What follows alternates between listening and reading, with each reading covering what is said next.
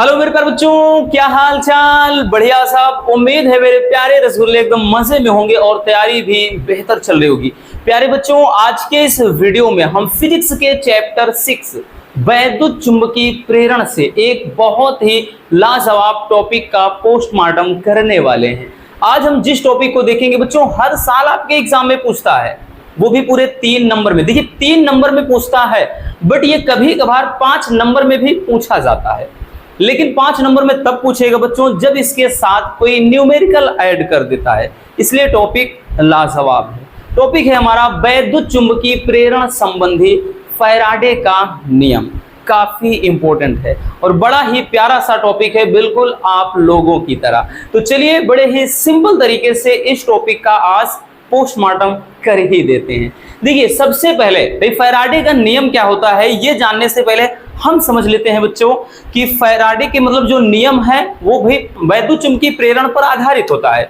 अब वैद्युत चुंबकीय जो प्रेरण है इसको भाई कैसे समझेंगे, तो चलिए पहले उसको समझ लेते हैं कि वैद्युत चुंबकीय प्रेरण क्या है। हमारा चैप्टर भी यही है और टॉपिक इसी से रिलेटेड है, तो ये जानना बेहद जरूरी है कि वैद्युत चुंबकीय प्रेरण एक्चुअल में क्या होता है।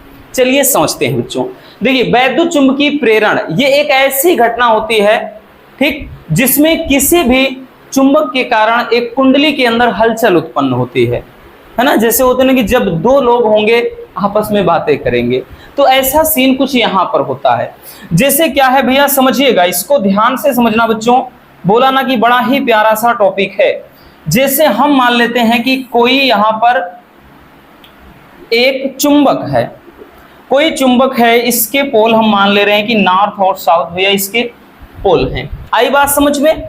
और इधर क्या है बच्चों, इधर हम मान लेते हैं कि भाई यहां पर एक कुंडली है। क्या है बच्चों, एक कुंडली है, ठीक है। अब देखिएगा इस घटना को समझिए कि जब किसी चुंबक, क्या है, चुंबक है, क्या है रसगुल्लो, चुंबक, और ये कोई तार की एक कुंडली है, ठीक।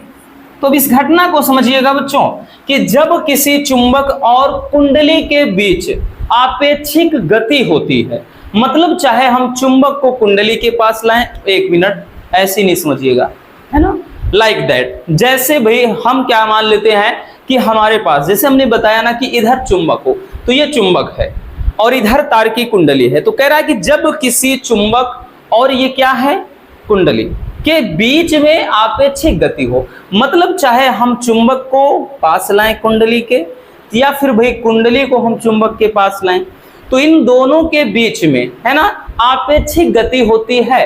तो इनके बीच एक हलचल उत्पन्न होगी, यानी इनके बीच एक विद्युत वाहक बल जनरेट हो जाता है। और जो वैद्युत वाहक बल जो भैया उत्पन्न होता है, उसी के कारण कुंडली में, इस कुंडली में एक धारा उत्पन्न हो जाती है, ठीक, मतलब एक प्रेरित धारा उत्पन्न हो जाती है। तो ये जो पूरी की पूरी घटना होती है, इसी घटना को क्या कहते हैं रसगुल्लों, वैद्युत चुंबकीय प्रेरण। आई बात समझ में।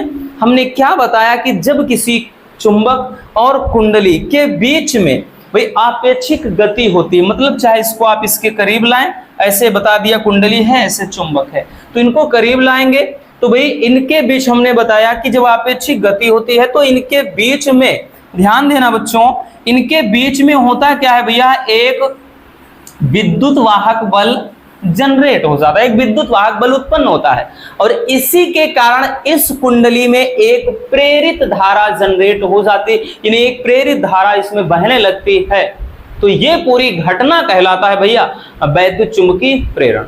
और जैसे इसको अपन दूर रखेंगे फिर से खत्म, टाटा बाय बाय, है ना। तो हम लिखेंगे कि जब किसी कुंडली तथा चुंबक के बीच आपेक्षिक गति होती है तो इसके कारण उनके बीच एक विद्युत वाहक बल उत्पन्न हो जाता है, जिससे कुंडली में एक प्रेरित धारा उत्पन्न होती है, और इस घटना को ही वैद्युत चुंबकीय प्रेरण कहते हैं। हमने इसलिए लिखा दिया बच्चों क्योंकि ये भी आपके बोर्ड एग्जाम में अक्सर 1 नंबर में पूछा जाता है, भाई कोई डाउट ना रहे, समझिएगा। क्लियर। चलिए बच्चों अब देख लेते हैं जो आज का हमारा टॉपिक है।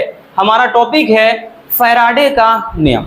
फैराडे का नियम क्या होता है, बड़ा ही लाजवाब टॉपिक है, फिर से बता देते हैं भाई, और एकदम क्लियर हो जाएगा, दोबारा देखने की झंझट ही नहीं है, ठीक है ना।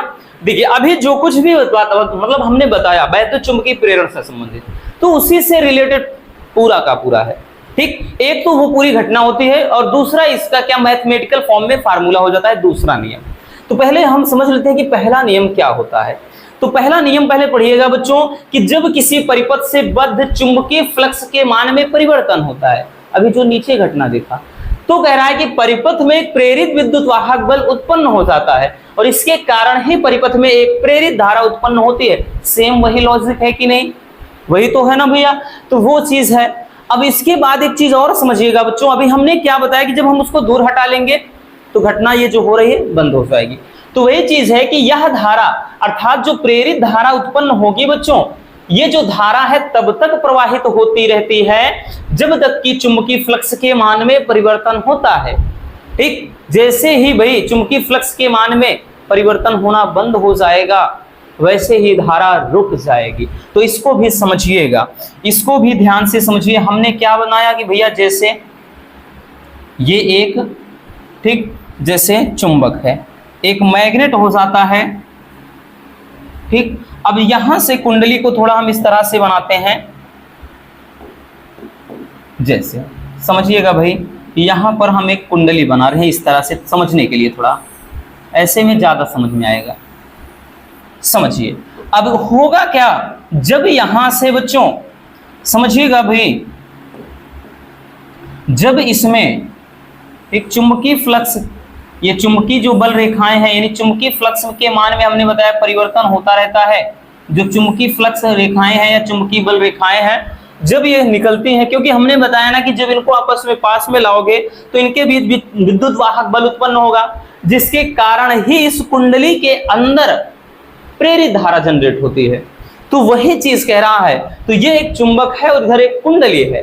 तो जब क्या होता है, इनको हम करीब रखेंगे बच्चों, तो इसमें क्या होगा, चुंबकीय फ्लक्स के मान में परिवर्तन। वही कह रहा है कि जब किसी परिपथ से बद्ध चुंबकीय फ्लक्स के मान में परिवर्तन होगा, ठीक है। यानी इसमें से क्या होगा भाई, हमको पता है कि जब कुंडली यानी किसी भी कुंडली, तार की कुंडली को चुंबक के करीब लाते हैं ना, तो इसके कारण इसमें अपने आप एक धारा जनरेट हो जाती है, ठीक है।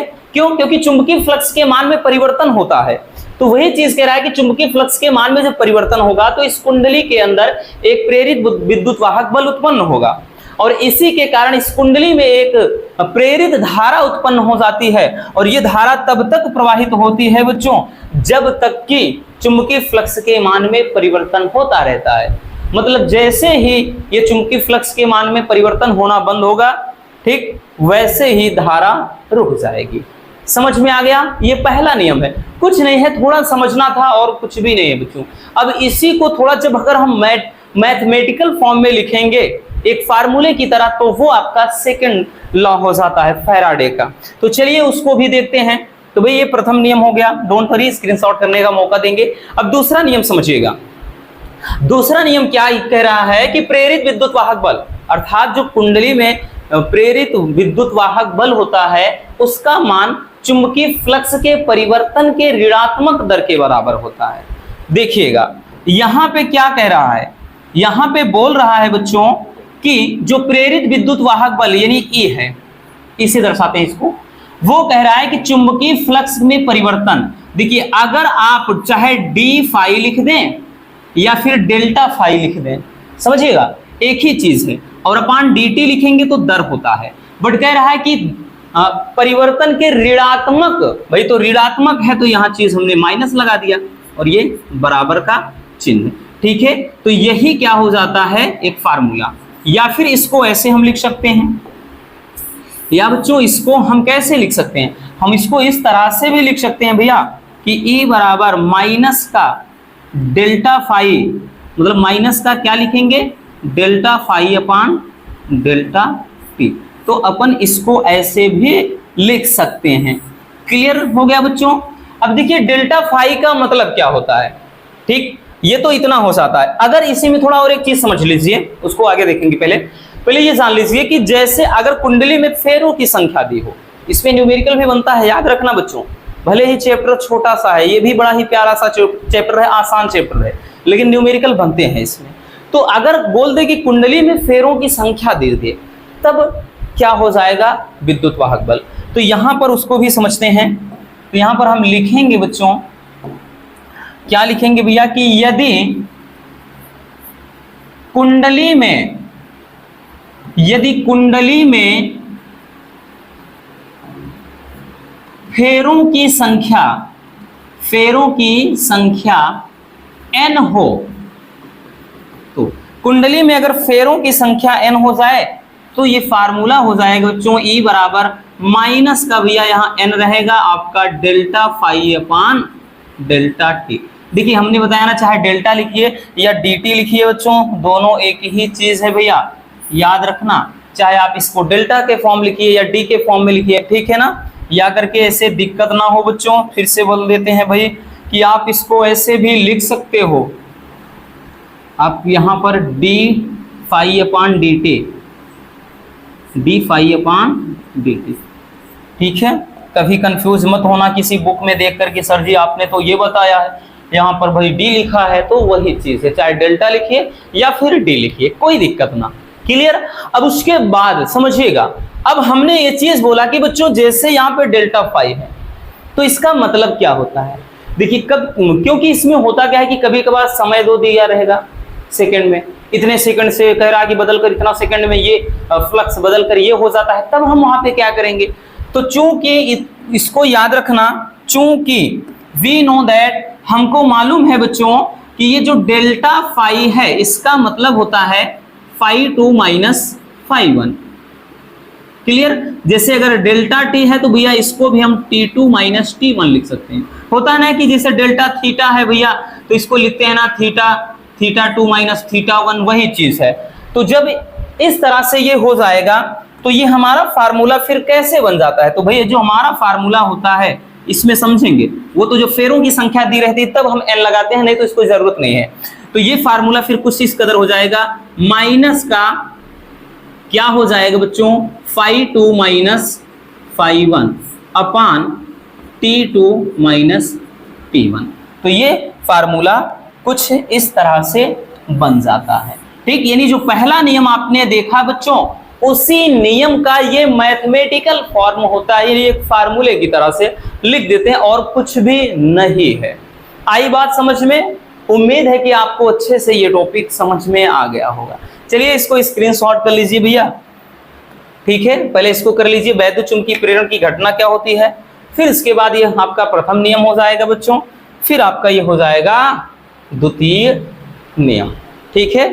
तो बस आज के इस वीडियो में इतना ही।